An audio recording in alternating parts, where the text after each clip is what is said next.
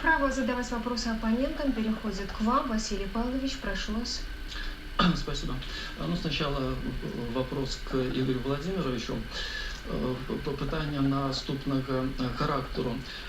Ці збираєтеся ви під час агітації передвиборчої уздимати проблему відсутності виборів і казати про проблему політичних вольних у Білорусі? Так, така проблема існує, безумовно. Але більшість, звісно, мені питання, моя програма у тим, каб більше уваги наділити питанню проблем білоруської мови, її відсутності у уживанні. Але вельми, звісно, важливо те, що сапраўды ёсць людзі, які вельми лічацца не толькі ў Беларусі, але ўсім цывілізаваным светам палізняволенымі. І гэта вельми дико и неправильно, что в центре Европы, как мы ее называем, есть такая проблема.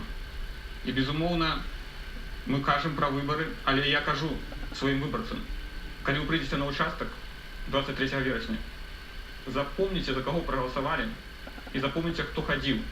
И после, когда вы бачите, что некий кандидат набрал 100-500% голосов, вы подумаете, чи не обманули вас, и тогда вы сами откажете на свое питание, чи есть в Беларуси свободные выборы, чи личатся голоса. Дякую, Витя. Василий Павлович, есть ли у вас вопрос к Ярославу Владимировичу? Да, Ярослав Владимирович, у меня следующий вопрос. Вы сейчас столкнетесь с тем, что, по сути, происходит назначение так называемых депутатов в Палату представителей. Планируете ли после этого участвовать в кампании местных выборов, в следующей парламентской кампании в качестве кандидата? Спасибо за вопрос. Для начала я, конечно, хотел бы поучаствовать до конца в этой. И сдаваться без боя – это не в моих правилах. Я не до конца это понимаю. А в дальнейших выборах, почему бы и нет. Во-первых, я же вам еще раз говорю, еще неизвестны результаты этих. И не все так однозначно, как вы считаете. По крайней мере, это мне так кажется. Давайте посмотрим, что будет. Во-первых, приезжает очень серьезный контингент от ОБСЕ, который будет наблюдать за выборами. Уже сейчас много наблюдателей имеется. И я думаю, что шансы есть и в этот раз. Спасибо. Ярослав Владимирович, у вас есть возможность обратиться с вопросами к вашим оппонентам? Конечно же. Я хотел бы спросить у Игоря Владимировича. Игорь Владимирович, неужели у нас все так плохо и до такой степени у нас неравноправна белорусская мова? Пожалуйста. Насамрэч, можна подумать, что все у нас равноправно по кодексу. Але як мы глядим, законы прымаюцца на двух мовах, на одной мове.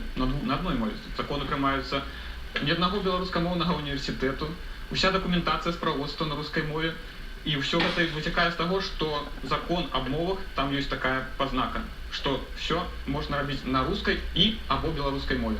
И вот праз гэта выкарыстанне або его выкарыстоўваюць вельмі недэмакратычна і дыскрымінацыйна в адносінах да беларускай мовы. І таму, напрыклад, я ўжо 2 гады таму ініцыяваў кампанію з падачы міністра культуры Павла Латушкі на 5-м з'ездзе беларускага свету бацькаўшчыну.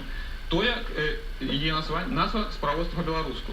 І мэта яе не тая, каб дыскрымінаваць рускую мову, а зрабіць такія ўмовы, каб две мовы былі у агульным такім роўным стане, каб чалавек мог сапраўды выбіраць, на якой мове ему размаўляць. І калі гэта будзе, тады мы паглядзім, ці сапраўды беларуская мова такая нікчэмная, што яе ніхто не выкарыстоўвае. Зараз жа людзі не выкарыстоўваюць беларускую мову толькі з таго боку, што ёй проста некомфортно выкарыстоўваць, бо тебе кажуць, што ты дурань, што ты размаўляеш по-беларуску. Вось, гэта праблема. Благодарю вас. Есть ли еще у вас вопросы? Да, пожалуй, не будет. Я бы хотел задать Василию Павловичу вопрос. Разумеется.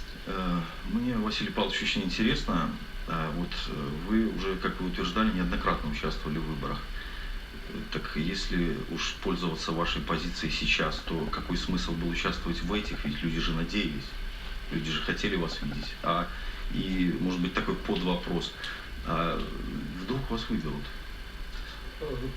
Спасибо за вопрос. То, что касается вдруг, вот это вдруг, как бы, я уже не верю, потому что с 96-го года участвую в том числе в наблюдении, активно занимаюсь политической деятельностью, поэтому трезво и реально оцениваю ситуацию. Что касается почему надежды избирателей подведу. В 2008 году я тоже был кандидатом, и после того, как отправил всем людям, всем избирателям, которые за меня подписались, письма благодарственные, где объяснил причины, почему я снимаюсь, почему невозможно здесь выиграть в этой стране, мне никто не сказал слов каких-то неприятных, не сказал, что не прав Поляков, потому что выборы у нас есть, или не прав, нужно идти бороться до конца. Мои знакомые, мои друзья, мои товарищи, вот мои избиратели, никто не выступил с претензией. Поэтому, имея такой опыт, я не могу сказать, что сейчас кто-то будет возмущаться и говорить, ну как, на нас пришли выборы. Люди попросту не пойдут на эти выборы, будут заниматься грибами, дачами и так далее. Уважаемый кандидат, у вас еще есть время задать вопрос, либо прокомментировать услышанное. Желаете ли вы воспользоваться этим правом? Ну, быть может, я скажу такую многим известную мудрость, что очень легко погасить в себе свет, нежели рассеять тьму вокруг. Надежда должна оставаться, и я не считаю, что все уж до такой степени плохо в нашей стране. Люди придут, и я бы хотел, чтобы они пришли на выборы, но только все тщательно взвесив. Благодарю. Василий Павлович. Да, Игорь спасибо. Владимирович. Я абсолютно согласен с Ярославом Владимировичем, что нужно все-таки стремиться к свету и безусловно, нужно бороться до последнего. Но разные формы, разные виды есть борьбы, и в данном случае, в данной конкретной политической ситуации, по моему глубокому убеждению, лучший вариант – это поступать так, как поступает Объединенная гражданская партия. Ну что ж, если вопросов друг к другу у вас больше нет, Ну, я хотел бы додать, что с нашим телезрителям, что это адзіныя дэбаты по Гомельской области, якія могуць быць. Бо все астатнія чамусьці кандыдаты не захотели паўдзельнічаць і паразмаўляць. Яны баяцца пытанню, і таму вось зрабіце вывады і паглядзіце, хто сапраўды з народам. на этом активную часть теледебатов мы можем завершить, и вы, уважаемые кандидаты, можете обратиться к вашим избирателям с заключительным словом. У вас есть на это время. Прошу вас, Игорь Владимирович. Дзякуй. Паважаныя выбарцы, па-першае, я іду на гэтыя выбары толькі для таго, каб будзіць актыўнасць у вас. Вы павінны ведаць, што толькі вы гаспадары свайго жыцця. За вас ніхто не павінен вырашаць, што вам рабіць. Вы вольныя людзі. Вы можаце вырашаць сваё жыццё. Але ніхто за вас не зробіць вашу працу. Вы павінны самі быць актыўнымі па жыцці. І галоўнае, я вас, канешне, призываю прагаласаваць за мяне. Але тут ёсць таксама дастойнейшыя людзі, якія прыйшлі сюды.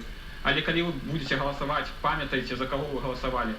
Памятайце, не проста ставце кресцік, а пасля рабіце вывады.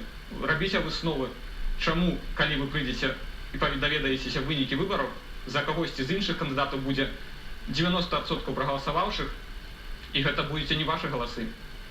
Але, магчыма, я памыляюся, і выбары пройдуць чесна, ў дэмакратычных стандартах, як паказвае наш кодекс. Таму до встречи на выборчих участках. Дякую вам за довер, за то, что меня Игорь выучили. Владимирович, ваше время истекло. Василий Павлович, вы видите, что у вас есть около минуты. Можете ее использовать для вашего заключительного слова. Уважаемые друзья, я не буду призывать вас к участию в голосовании, это ваше право, как и право призывать к каким-то к бойкотированию, заниматься агитацией по своему усмотрению.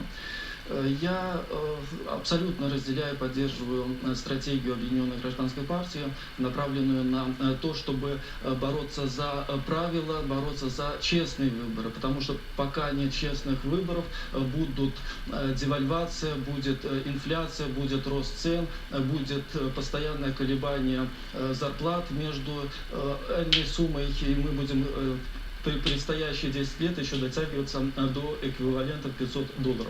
Поэтому я считаю, что только честные выборы помогут нам вырваться из заколдованного круга. Вместе мы победим. И до встречи на свободных, честных, демократических выборах. Положились в отведенное вам время. Ярослав Владимирович.